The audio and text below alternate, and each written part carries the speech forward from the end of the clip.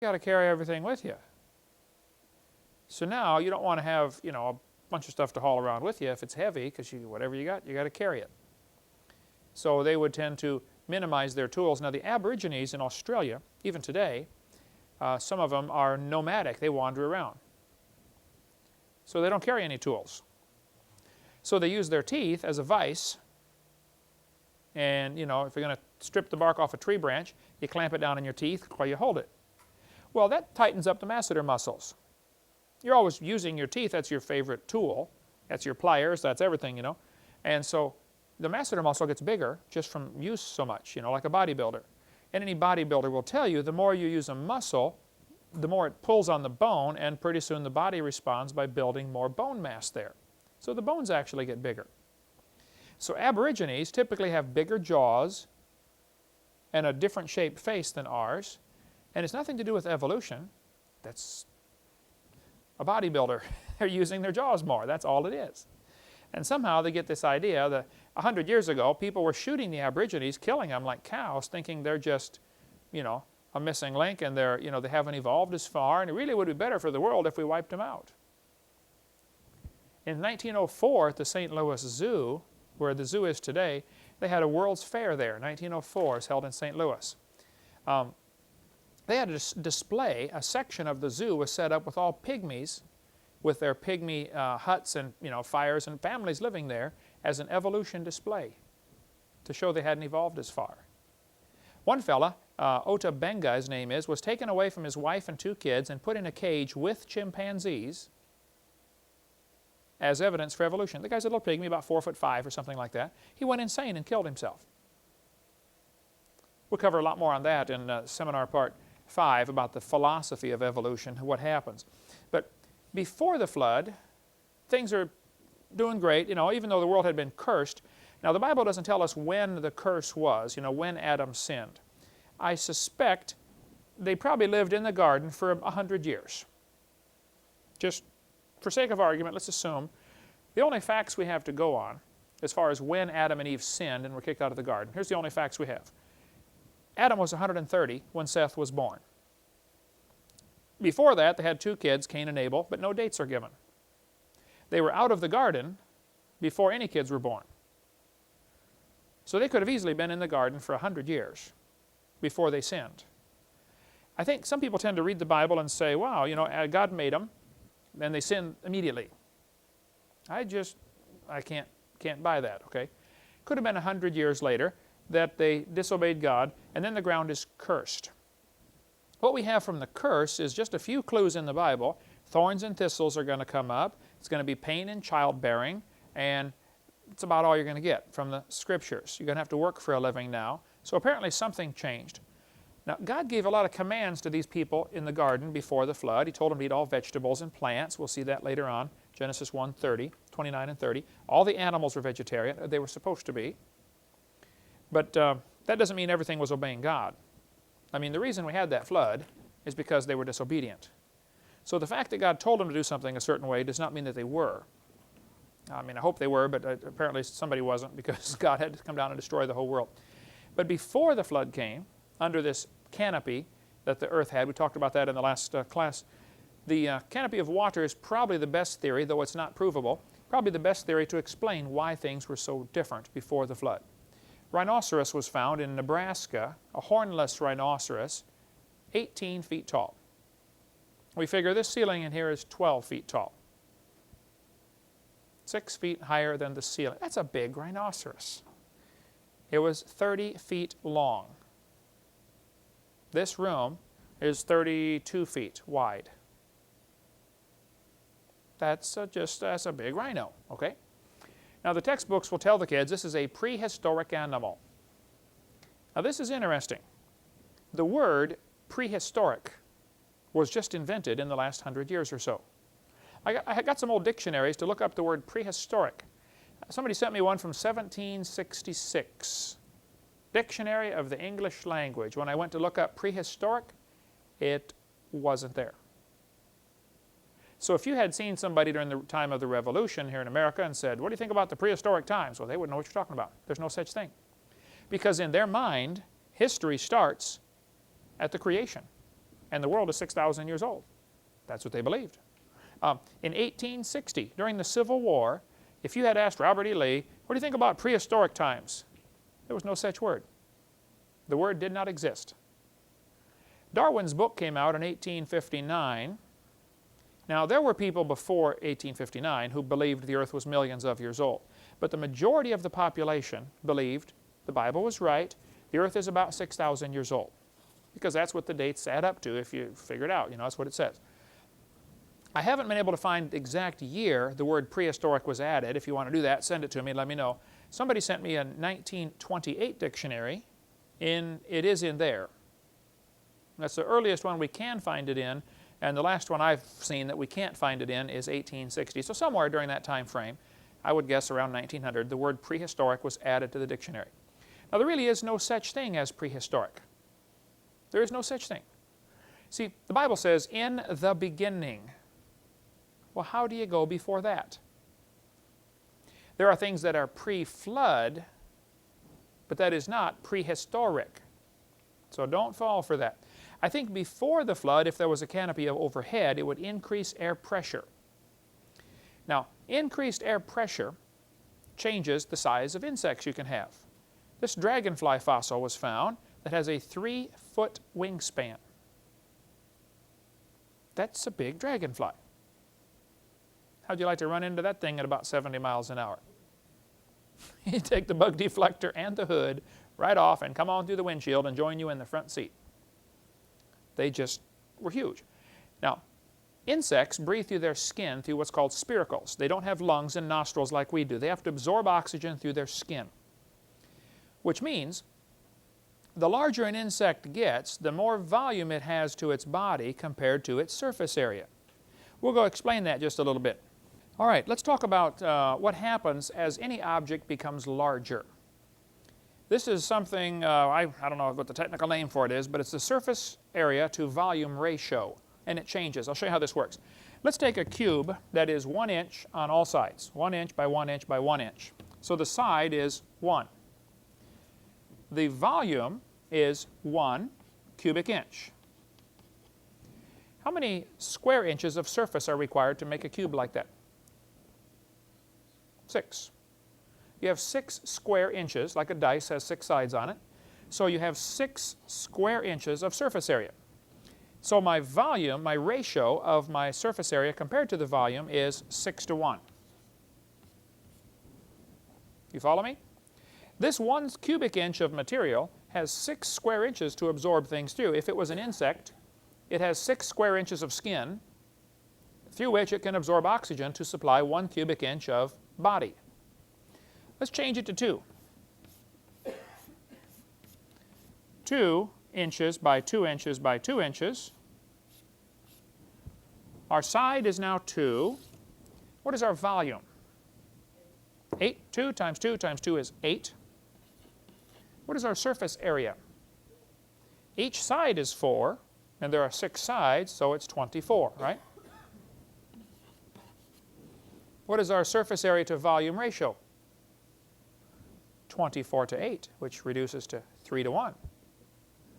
So by doubling the size, we now effectively only have half as much skin that you can absorb oxygen through. Anybody follow me on that? They have 8 times more body, but only 3 times more skin. So they are losing out. If they have to absorb something through the skin to supply all that internal tissue, they simply don't have enough skin anymore. As it gets larger, the problem gets worse. As you get smaller, the problem becomes much better for an animal that has to absorb through the skin. The other thing that happens, if something is depending on friction with the wind, like an ant falling out of a tree, if an ant falls out of the tree, he's got his own parachute built in, because he's got so much surface area and so little volume. He's mostly surface area, so he's got lots of friction with the wind, so he falls, hits the ground, and walks off. Doesn't hurt him. You can drop ants out of an airplane. They can fall 10 miles, and well, airplanes don't go 10 miles, but they hit the ground and walk off. It doesn't faze them because they fall so slowly. Whereas the bigger a person is, the less surface area to volume ratio they have, and so you just simply don't get enough friction with the wind, and you and I can't fall out of an airplane and survive unless we're really lucky. There have been people who fall out without a parachute and survive, but I wouldn't want to try it personally. Now, since an insect has to absorb through its skin oxygen, the bigger it gets, the more this becomes a problem. So there's a maximum size insects can get based upon how much air pressure there is. But if you increase the air pressure, now they don't need quite as much skin because they're getting, say, twice as much oxygen through every square inch of skin, so they can survive just fine. That explains why we find some absolutely gigantic insects. Cockroaches today get, 2 inches long as a big cockroach. We have them all over Florida here, right? But yet 18-inch cockroaches have been found in the fossil record. How'd you like to find those under the kitchen cabinet, Can you imagine a 1.5 foot long, a half-meter cockroach? A friend of mine, Fred Gayford up in Canada, does video and does graphics and artwork and editing and stuff like that. And he put this picture together for me. He also speaks on creation. He sends me a lot of pictures that he does like this. That's his wife about to swat that 18-inch long cockroach. I'm glad they don't get that big. I mean, they're bad enough around here. Up north in Illinois, where I'm from, cockroaches are, 3/4 of an inch long, no big deal, But down here, well, you're in the fruit business, you know about the cockroaches we've got. In Germany, they found an 8.5 foot long centipede fossil. Can you imagine? That's a big centipede. There's Fred, going to shoot it with his shotgun. But that's a giant centipede. Now, when you consider the surface area to volume ratio problem they would have, one of those, thankfully, could not survive today. I believe there are some 12-inch centipedes today in the world. Maybe some bigger than that, I don't know, in some of the jungles and things like that. But even 12 inches is a big centipede. But 8.5 feet is lots bigger. I suspect these type insects could not survive today, and this is one of the evidences that something was different before the flood came. I think the pre-flood world had to have more air pressure precisely because of the surface area to volume problem. All right, there are some good creationists who do not agree with the canopy theory. I spent quite a bit of time talking to Walt Brown, who's a great guy, has a tremendous book, In the Beginning. He lives in Phoenix, Arizona. Met me at the airport when I was there a few months ago, and we had dinner or lunch together. He does not think there was a canopy. He thinks there are some problems with the theory. I listened to his problems. I've listened to them before from other people, and I think there's a solution to it. And I asked him, well, what about the giant insects? How do you explain that? He said, well, we don't have an answer to that one.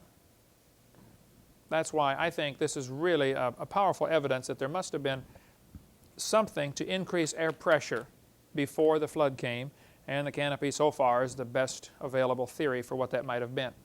Grasshoppers have been found that are 2 feet long. These are fossils of grasshoppers. When you consider they not only have to get oxygen to their skin to survive, they have to fly. Now, flight takes an enormous amount of energy and a lot more oxygen than just walking does. So they'd have to have something very different about the grasshoppers. Cattail fossils have been found that are 60 feet tall. You figure, a 6-story building. That's a big cattail. Just what's called, they call it a cone, the brown part on the cattail is called the cone. Just the cone is 10 feet long, as high as these pillars. That's the cone on these cattails that are found fossilized. A donkey was found in Lubbock, Texas that was 9 feet high at the shoulder. Again, the pillar's 10 feet tall for comparison, so figure 9 feet to the shoulder of the donkey. Buffalo horns have been found that have a 12-foot horn span. That would be a big buffalo. The core to this buffalo horn, see, cows and buffalo have the bony part in the middle, and then they have the horn sheath on the outside. The horn is actually longer than the bony part inside. It's called the core, the horn core.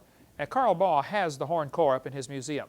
If you're ever going across Texas, you can stop and see Carl Baugh's museum in Glen Rose, where this horn core is. The horn core is 8 feet. So the buffalo had 12-foot horn. I tell folks, you show me a home where that buffalo roams, and I'll show you a wreck. That would have been a disaster. Beaver fossils are found indicating they got 8 feet long. I was preaching up at Maranatha Baptist Bible College in Wisconsin, and I stopped in Johnson Creek, Wisconsin, just north of the Illinois border, and I met Jim Erb. There's his phone number. Jim was working on his farm, digging something with a tractor, and found this beaver jaw, fossilized. They dug around, did not find anything. They didn't find the rest of the beaver. All they found was the lower jaw. They dug around for a while. Some university professors came out there and dug for a while, couldn't find the rest of it. But there's other indications around the world that beavers were absolutely huge. This beaver would have been about 8 feet long. And you know, if the world before the flood was vastly different with much larger trees, you would need much larger beavers to chew them down. Everything was kept balanced back in those days also, just like God takes care of everything. Increasing air pressure also increases the amount of oxygen that diffuses into the water. Our little fish pond out here, we have a fountain that's bubbling to try to add oxygen to the water. Because fish have to breathe underwater. You know, they suck the water through their gills, and the gills absorb the oxygen and get it into their bloodstream. Well, eventually, pond water can become stagnant, and the fish will all die because they've used up all the oxygen in there. But if you increase air pressure, more oxygen goes into the water. Which means, if the world had greater air pressure, it would not only increase the size of the insects and increase the size of the trees, it would increase the size of the fish and the number of fish that can survive per cubic mile of ocean water. Because now there's more oxygen available, which means everything changes, okay? Lots more things grow in the water, and lots more fish eat those things, and so there's less competition for food, so you get a larger population that can survive in a given area. Today, you know, farmers out in South Dakota, for instance, you have to have about 10 acres to raise 1 cow. Whereas you get down here in Florida, you only have to have, say, 1 acre to raise 2 cows. You know, ½ acre supplies enough grass for a cow. I don't know what the ratio is, but that's the idea. You have just more food available. What if you had a pre-flood world that had greater air pressure, greater carbon dioxide, you get much more plants growing, many more plants growing per acre. Now the animal population can skyrocket, and it's not a problem. There's no competition for food. Which means there wouldn't have to be any carnivorous animals. As long as there's plenty of food, the animals don't fight. If there's plenty of food around, there's no reason to be upset about it, you know. It's only when things get tight, you know, that they start to argue and bicker and fight over things. A shark's jaw, like this one, you can tell roughly the size of the shark by how big the teeth are. And it's different for different species of sharks, and there's probably 80 or 100 different species of sharks, or varieties of sharks, but generally the rule is a 1-inch tooth means the shark was 12 to 15 feet long. When I was in Hawaii, we went over to the Big Island to see the volcano. You were with us, Marlissa, weren't you, on that one? And we bought this shark's jaw, and the guy said it came from about a 15-foot shark. Now, sharks have all cartilage. They don't have any bones in their body, except for the teeth, when it's not really bone, but that's the hard part. So the rest of the, you know, shark's teeth are about the only thing you ever find preserved. The rest of them rots because it's just cartilage. They don't have a bony structure. This one was dried out. I've got it in the office down there, the shark's jaw. But about 12 to 15 feet for 1 inch of tooth. Now, fossil shark's teeth are found, indicating sharks got to be 80 feet long before the flood. Can you imagine an 80-foot shark? You could walk right into the jaw easily, standing up. One fellow said, "Do you believe Jonah was swallowed by a whale?" Oh, yeah. Well, actually, the Bible says great fish, but could have been a whale. I don't know. I'm not sure if whales in God's classification system it appears that whales are classified as fish. Anything lives in the water is a fish. Just because we've decided to classify whales and dolphins as mammals, and you know, by our classification system they are, that doesn't mean the Bible system is wrong. They just had a different system of way of classifying things. But Jonah was swallowed by something that was awful big. The Bible says God prepared this creature to swallow Jonah. God had prepared a great fish, so may have been something special about it, I don't know. But, you know, this one's big enough to swallow a Volkswagen, certainly big enough to swallow a man. If you get J. Vernon McGee's book, commentary on Jonah, you know J. Vernon McGee, the guy on the radio, you know, This is J. Vernon McGee. You know, God bless you, my beloved. You know, he's been long dead now, but if you get his book on Jonah and read this commentary, he goes through several instances where people or animals have been swallowed and lived, swallowed by a whale and lived. Was that story on the radio this morning about that? Yeah. Some guy named Bartlett washed overboard on a ship and was swallowed and found 2 days later alive, bleached out. His skin never did recover. The rest of his life he looked pretty weird, you know, is the way I understand it. It happened in 1890-something or something, a whaling ship. But he tells that story on there. So sharks were bigger. Turtles, evidence is found that turtles were huge before the flood. This one is in Peabody Museum, which is in Yale University in Connecticut, showing a turtle about 12 feet, maybe 13 or 14 feet. I don't know how long the tail was. That would be a large turtle. Birds, fossils. Now birds don't fossilize easily because their bones are hollow. Because bird bones are hollow, which gives them really more strength and less weight. If you notice bridges, the structure of bridges is often full of holes. It relieves some of the weight and adds more surface area. It goes into another physical problem of if you take a piece of solid pipe and bend it, if you drilled a hole all the way through the middle of the pipe, a hollow pipe would be harder to bend because it has more surface area. Less mass, but more surface area, and actually is harder to bend. So oftentimes, hollow is stronger. Any engineer that builds bridges will tell you, yeah, that's right, you know, hollow can be stronger.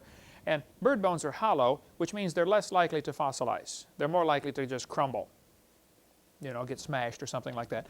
But in spite of that obvious difficulty, bird fossils have been found, indicating they got about 13 feet tall. Now there were some birds that were on the islands of New Zealand and maybe Australia, even 800 years ago, that the Maori people over there, the Maori Indians, were killing them and eating them. And these birds were 8 or 10 feet tall. Giant birds were alive on Earth just, you know, 800 or 900 years ago. And they were killing them on these islands. Apparently they've all gone extinct now. Though there are some people arguing that they're not extinct on some of the Pacific islands. Well, you know, who knows? They find some eggs of these things that are enormous. These huge eggs have been found over the last 100 years. Somebody thinks, you know, they're still alive. I don't know. That gets into the cryptozoology study of giant birds. You can read it for yourself and see what you think. Reptiles, lizards, never stop growing. Reptiles grow all their life.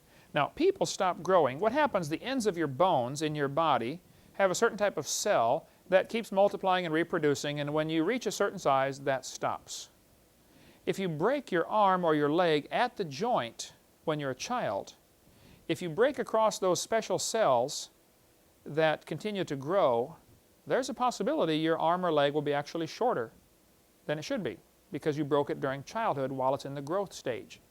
You can break your arm in other places and it won't affect the length of it, but if you break it across those special cells that are continually growing, you know, you may end up with a short arm or something for the rest of your life. Okay, who cares? Anyway, reptiles never stop growing.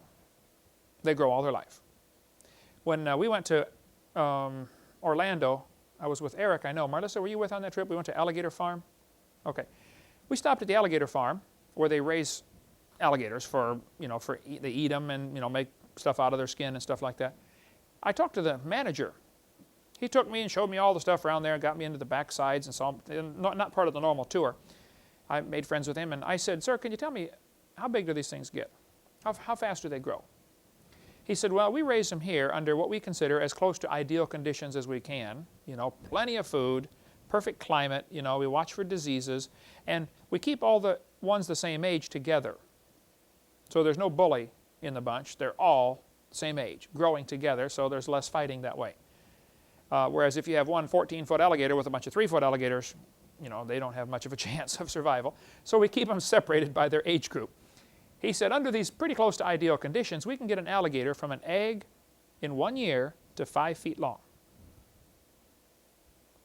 He said the second year, they get up to 7 feet long. So 0 to 5 feet, and then 5 feet to 7 feet. He said then the growth rate continues to slow down, but they never stop growing. They may grow a foot the next year, and 8 inches the next year, and 6 inches the next year, but they just simply never stop growing. Now, how big they get, of course, depends on numerous factors. Genetics, what species is it, what type of alligator, food supply, disease, things like that. But regardless of all those things, the simple fact is they never stop growing. So if you put lizards in the pre-flood world and let them live to be 900 years old, it is known, for instance, that most reptiles live about as long as, reptiles can live as long as humans. The Galapagos turtles, have you seen those giant tortoises you see at the circus or at the zoos once in a while? They got these huge turtles. They know they live over 200 years. They suspect they might live 400 years, but who's around to watch it, for 400 years? If reptiles lived even longer than humans, then, of course, the problem becomes worse. But even if they only live to be 900 years, a reptile that never stops growing for 900 years is going to get to be a big lizard after a while. Dinosaurs were probably just giant reptiles that lived before the flood. They did not live millions of years ago. They're just big lizards that lived with Adam and Eve. Even today, reptiles never stop growing. When we first moved in here 11 years ago, I went around and met all the neighbors. Jan, do you remember the folks down the street that had the pet shop? They raised pets to sell. Just where they tore it's in a trailer down there. They've tore it down now. It's where the PCC print shop is. But I went down and knocked on the door, and the guy said, "Come on in." So I walked in. As soon as I stepped in the kitchen, right in front of me was a 5-foot-long iguana. Just standing there looking at me. I held real still. I said, "Does he bite?" The guy said, "No, we just fed it." I said, "Man, how big's it going to get?" He said, "Oh, they never stop growing." He said, "I raise them right here and sell them to pet stores." I said, "What's the biggest one you've ever seen?" He said, "Oh, I've seen them 10 feet long. Iguanas." I went down 6 months later, knocked on the door. "Hey, how's the iguana doing?" He said, "Oh, we don't know." I said, "You don't know?" He said, "No, he got out." I said, "You mean like outside?" He said, "Yeah, he's around here in the neighborhood someplace. If you see it, give me a call, would you?" I said, "Forget it, man. I'm calling 911 if I see a 6-foot iguana crawling around the neighborhood." He never did find it. Now, he told me, he said it probably won't survive because it's been hand-fed all of its life. It doesn't know how to hunt for food. Plus, some dog or herd of cats or something is going to, worry this thing to death.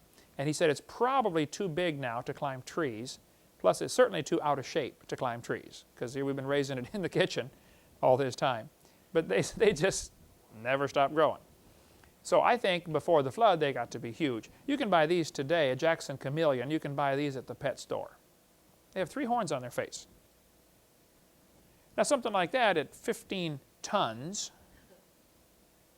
would probably resemble what we have as the Triceratops. Man and dinosaurs lived at the same time. The Bible says God made everything in 6 days, so he made dinosaurs at the same time. Human and dinosaur bones have been found together, proving they lived together. Human and dinosaurs are found together on artwork. In Peru, they find humans and dinosaurs together on what are called the Ica stones. Dr. Ball has a couple of the stones. Don Patton has some in Texas, both friends of mine. Dr. DeCara in south of Lima, Peru, collects these stones. He has a museum of them. He has 11,000 of them in his museum. About 50,000 have been found. They're called the Ica stones. Now, let me tell you the story about the Ica stones and show you what the propaganda, what the opponents are going to say about this. These stones were apparently first really discovered by the Spanish conquistadors back in 1570. When they came through this area, they found these stones with strange animals. Now, the Spanish didn't know what they were. Turns out there's dinosaurs carved on these rocks. And the Spanish found them, over 400 years ago and reported them, but didn't know what they were. But let's finish up on these Ica stones here.